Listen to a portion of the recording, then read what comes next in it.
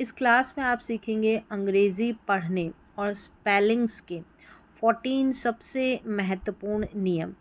ये वही basic rules है जिन्हें जानने के बाद अंग्रेज़ी पढ़ना, समझना और सही उच्चारण करना बहुत आसान हो जाता है। तो इस वीडियो को अंत तक ज़रूर देखें, क्योंकि हो सकता है कि आज आपको वह नियम पता चल जाए जिसकी वजह से आपके अंग्रेज़ी पढ़ने की सबसे बड़ी समस्या हमेशा के लिए ख़त्म हो जाए। तो चलिए स्टार्ट करते हैं सीखना यहाँ पर 14 महत्वपूर्ण नियम इंग्लिश स्पेलिंग रूल्स। नंबर 1 पर देखें, सबसे पहले है कि हर शब्द में कम से कम वाउल यानी कि स्वर होता है। कैसे? हर अंग्रेज़ी शब्द में कम से कम एक वाउल, ये पांचों वाउल लेटर है, इनमें से एक होता है। जैसे कि यहाँ पर देखें, ये जो इंग्लिश की स्पेलिंग्स है, जैसे CAT यहाँ पर कैट दे रखा है, पैन, सन, तो यहाँ पर जब भी स्पेलिंग बनेगी कोई ना कोई वाउल लेटर ज़रूर होगा। तो यहाँ पर देखिए A है, फिर यहाँ पर E है और यहाँ पर U है। तो हर स्पेलिंग में, चाहे बड़ी स्पेलिंग हो, अगर उसको डिवाइड करते हैं तो इस तरीके से यहाँ पर भी कोई वाउल होगा, यहाँ पर भी, मतलब हर हिस्से में जब आप किसी स्पेलिंग को पढ़ते हैं, बड़ी स्पेलिंग को, तो हर हिस्से में एक ना एक स्वर अक्षर वाउल लेटर ज़रूर होगा। तो यहाँ पर पहला नियम ये है। ये नियम जानने के बाद जब भी इंग्लिश की रीडिंग करते हैं तो वहाँ पर आप इस नियम को अप्लाई करते हैं तो बहुत जो इंग्लिश की बड़ी बड़ी स्पेलिंग्स होती हैं उनको पढ़ना बहुत आसान हो जाता है। और आगे इसके बारे में आपको जानने को मिलेगा और क्लियर करूँगी। तो नंबर 2 पर देख लेते हैं हम दूसरा नियम। हर सिलेबल में, यानी सिलेबल का मतलब ध्वनि खंड में, कम से कम एक वाउल होता है। मतलब किसी भी शब्द के हर सिलेबल में कम से कम एक वाउल होता है। सेम चीज़ बता रखी है इस नियम में भी। जैसे कि यहाँ पर देखेंगे एग्जाम्पल्स तो आपको समझ में आएगा। जैसे कि यहाँ पर अगर कोई बड़ी स्पेलिंग है, जैसे कि ये है, 3 लेटर्स से ज़्यादा लेटर्स है ना इसमें, तो सबसे पहले है TA, टे। इस स्पेलिंग को हमने ब्रेक किया तो ये TA, ठीक है, पहला सिलेबल ये हो गया। फिर है BLE। तो यहाँ पर देखें, हमने जो पहला नियम पढ़ा था कि हर जो स्पेलिंग रहती है हर हिस्से में एक ना एक वाउल लेटर रहता है। तो यहाँ पर देखिए A है, ठीक है, और यहाँ पर E है, वाउल लेटर है, तभी हम उस स्पेलिंग को भी आसान से पढ़ पाएंगे। तो इस तरीके से ब्रेक करके बड़ी बड़ी स्पेलिंग्स को तोड़ के पढ़ेंगे तो पढ़ना भी आसान होता है। तो सबसे पहले हमने पढ़ा जैसे टे और फिर बल, BLE, बल, टेबल। और यहाँ पर देखिए पे और फिर पर, तो इसको डिवाइड किया तो हर हिस्से में यानी कि सिलेबल में, ध्वनि खंड में, यहाँ पर जब हमने ब्रेक किया तो जो ध्वनि आ रही है हर हिस्से में, यहाँ पर वाउल लेटर है। तो पेपर में भी है, पे पहले पढ़ा, पे, तो पहले वाले हिस्से में A है, फिर PER पर, तो E है। फिर देखें होटल में भी यहाँ पर E है और एक हिस्से में पहले हो और फिर टल पढ़ा, TEL, टल। तो यहाँ पर O आ रहा है, ठीक है, HO में, HO एक हिस्सा ये हो गया। तो यहाँ पर O वाउल लेटर है, फिर TEL, टल या टेल, तो यहाँ पर E एक ये वाउल लेटर हो गया। तो यही नियम बता रहा है कि हर सिलेबल ध्वनि खंड में कम से कम एक वाउल होता है। तो यहाँ पर ये जानने के बाद इंग्लिश की स्पेलिंग्स को पढ़ना इजी होता है। इंग्लिश की स्पेलिंग्स जब आप बनाते लिखते हैं तब भी आसानी से लिख सकते हैं। नंबर 3 पर है कि C का उच्चारण क या स हो सकता है। ये इसका मतलब क है, ये साउंड दे रखा है, और इसका मतलब स है। S नहीं पढ़ेंगे, K नहीं पढ़ेंगे, इनकी ध्वनि निकालेंगे, यानी ये C की ध्वनियाँ हैं। अगर नियम देखें, C के बाद EIY आए तो C को स पढ़ते हैं, यानी स की ध्वनि आती है, स पढ़ते हैं। बाकी जगह C को हम क पढ़ते हैं, यानी कि क की ध्वनि देता है ये C।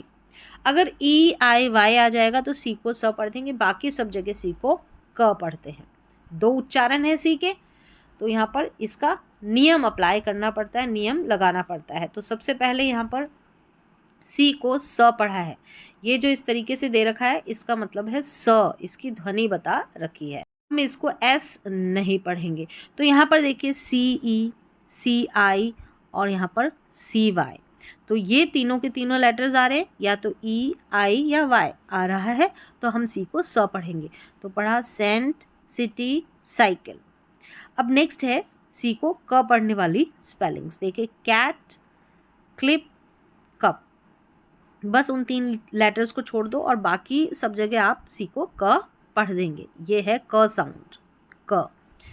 तो यहाँ पर हिंदी में उच्चारण दे रखा है, पढ़ने के लिए नियम दे रखे हैं, तो आप आसानी से सीख सकते हैं। ये बिल्कुल बेसिक नियम है जो सभी को, जो बिगनर्स है उनको सभी को पता होने चाहिए। तो ये जो नियम है ये पढ़ने के लिए, इंग्लिश की स्पेलिंग लिखने के लिए सभी जगह आप अप्लाई कर सकते हैं। नंबर 4 पर है कि जी का उच्चारण, यहाँ पर देखिए ग, इसका मतलब है ग और ज हो सकता है, यानी जी जो है लेटर, इसके 2 उच्चारण होते हैं, ग और ज। ये बिल्कुल बेसिक नियम है, यहाँ पर रूल लगते हैं सी और जी वाला, तो सभी को पता होना चाहिए। जी के बाद अगर ये तीनों लेटर आए E, I, Y, तो जी को ज की ध्वनि देता है, यानी जी को ज पढ़ते हैं, ज की ध्वनि देता है, इसको ज पढ़ते हैं। बाकी जगह जी ग की ध्वनि देता है, यानी जी को हम ग पढ़ते हैं। अगर जी के बाद में E, I, Y आ जाएगा तो जी को ज पढ़ देंगे, बाकी जगह हम जी को ग पढ़ेंगे। तो यहाँ पर देखिए जी को ज पढ़ा गया है। देखिए E आ रहा है जी के बाद में, I और Y आ रहा है, इसलिए तो जैम, जायंट और जिम, तो जी को ज पढ़ा। क्यों पढ़ा, रूल देखा हमने। फिर बाकी जगह जी को हम ग पढ़ देंगे, जैसे गार्डन, ग्लैड और गोट। तो इस तरीके से आपको ध्यान रखना है। नंबर 5 पर है क्यू के बाद हमेशा यू आता है। अंग्रेजी में क्यू के बाद लगभग हमेशा यू लिखा जाता है, कुछ स्पेलिंग्स में नहीं होता, लेकिन मैक्सिमम अधिकतर स्पेलिंग्स में क्यू के बाद यू आता है। जैसे देखिए Q U, Q U, Q U, और इसका उच्चारण दोनों को साथ में मिलकर क्वा करेंगे, जैसे क्वीन, यहाँ पर है क्विक, क्विल्ट, क्विल्ट। चलिए नेक्स्ट है नंबर 6 पर, एक अक्षर वाले शब्द के अंत में एफ, एल, एस को डबल करते हैं। यानी कि यदि शब्द में एक ही वाउल हो और एक सिलेबल हो, यानी कि एक सिलेबल का हो, यानी कोई स्पेलिंग है उसको हम ऐसे ब्रेक नहीं कर सकते, एक ही सिलेबल का होना चाहिए, एक ही फ्लो में हम उसको पढ़ देते हैं, हमको तोड़ने की ज़रूरत नहीं पड़ती। तो अंत में अगर ये लेटर्स होंगे ना तो डबल हो जाएंगे। कौन कौन से, एफ, एल और एस। देखिए यहाँ पर ये जो दे रखा है STIF, एफ है लास्ट में। अगर आपको बोला गया है कि स्टिफ की स्पेलिंग लिखो, तो यहाँ पर ये स्पेलिंग लिखने में इस रूल को अप्लाई कर सकते हैं। तो आप STIF नहीं लिखेंगे, यहाँ पर आई जो है एक ही वाउल लेटर है और इस स्पेलिंग को हम ब्रेक नहीं कर सकते हैं, और लास्ट का जो लेटर है वो एफ है, रूल के अकॉर्डिंग FLS रहेगा ऐसे। तो यहाँ पर हम डबल एफ कर देंगे इसको। ऐसे ही स्पेल की स्पेलिंग लिखनी है, स्पेल, तो आप SPEL नहीं लिखेंगे। तो इस स्पेल में ये एक ही सिलेबल वाली, यानी इस स्पेलिंग को हम ब्रेक नहीं कर सकते, एक ही फ्लो में हम बोल रहे हैं स्पेल, स्पेल। ऐसे तो नहीं बोल रहे कि स्पेल, ऐसा कुछ तोड़ नहीं सकते इसको।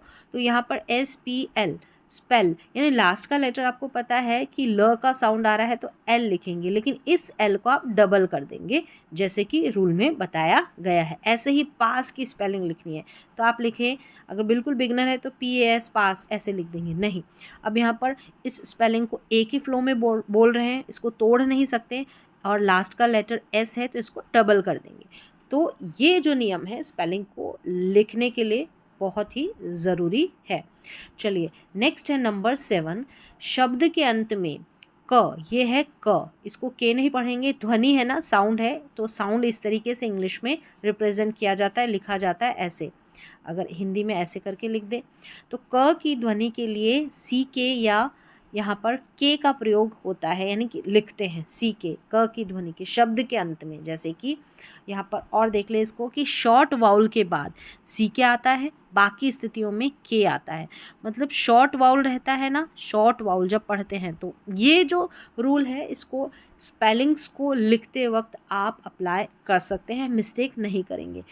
चलिए यहाँ पर हम एग्जाम्पल्स देखेंगे तो समझ में आएगा। जैसे कि यहाँ पर सी के है और ध्वनि यहाँ पर क की निकलेगी, किसकी, क की। तो यहाँ पर देखें सिक, डक और बैक, यहाँ पर देखा जा रहा है लास्ट में क की ध्वनि आ रही है, लेकिन यहाँ पर जैसे सिक, सिक पढ़ा तो ये आई है, ये शॉर्ट वाउल है, ये यू है, ये शॉर्ट वाउल है, इसका उच्चारण कर रहे हैं तो छोटा हो रहा है बैक, हम इसको सीक, डक या बैक इस तरीके से, बैक, डक, सिक, यानी शॉर्ट साउंड आ रहा है और लास्ट में क की ध्वनि आ रही है तो हम सी के लिखेंगे ऐसे ही सिचुएशन में। और यहाँ पर देखिए के लिखेंगे, यानी कि यहाँ पर भी क की ध्वनि के लिए के लिखा जाएगा। कहाँ पर, बाकी सब जगह शॉर्ट नहीं रहेगा। जैसे मिल्क, यहाँ पर शॉर्ट नहीं है। बुक, इसको भी हम शॉर्ट नहीं बोलेंगे, 2 वाउल लेटर है। डार्क, वैसे बोलते समय यहाँ पर शॉर्ट ध्वनि ही आ रही, लेकिन 2 वाउल लेटर है इसलिए। तो यहाँ पर बुक जब लिखेंगे BOOC के ऐसे नहीं लिखेंगे, यहाँ डबल ओ है इसलिए, यानी डबल वाउल लेटर है। मिल्क, मिल्क में आई का थोड़ा शॉर्ट नहीं आ रहा है, मिल्क एल के साथ लग के आ रहा है, थोड़ा अलग है इसका उच्चारण, आप खुद से। अब यहाँ पर डार्क, डार्क यानी AR लग के आ रहे, ए के साथ आर, तो इसमें और इसमें फ़र्क है, ठीक है। यहाँ पर देखिए सिक, डक, बैक, तो यहाँ पर बिल्कुल शॉर्ट है। तो इस तरीके से बाकी जगह आप यहाँ पर लिखा हुआ है कि शब्द के अंत में क की ध्वनि के लिए यहाँ पर लिखा है, देखिए शॉर्ट वाउल के बाद सी के आता है, बस शॉर्ट वाउल दिख जाए तो वहाँ पर सी के लिखना है। बाकी जो भी स्थिति रहेगी, जैसा भी साउंड रहेगा, वहाँ पर आप के लिखेंगे क की ध्वनि के लिए। तो यहाँ पर शॉर्ट नहीं बोला जाएगा इसको। बुक, डार्क, मिल्क, थोड़ा सा हम प्रेशर देके इसको पढ़ रहे हैं, यहाँ पर इतना प्रेशर की ज़रूरत नहीं पड़ रही। सिक, डक, बैक, सिक, डक, बैक। चलिए अब नेक्स्ट देखें नंबर 8 पर। अब ये जो रूल है स्पेलिंग लिखते वक्त आप अप्लाई कर सकते हैं। नंबर 8 पर है कि नाम, नेम्स हमेशा कैपिटल लेटर से शुरू होता है।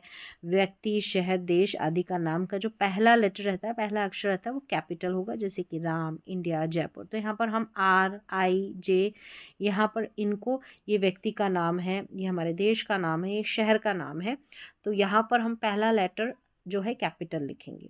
नेक्स्ट है नंबर 9 पर, AEO और U अक्सर सिलेबल के अंत में अपना नाम बोलते हैं। मतलब ये जो लेटर्स है, जैसे ए का साउंड और भी होता है, सिर्फ ए ही नहीं होता, ई का साउंड ई नहीं होता, ओ का साउंड सिर्फ ओ ही नहीं होता, यू का साउंड सिर्फ यू ही नहीं होता। ये अपने नाम से बोल रहे हैं AEOU।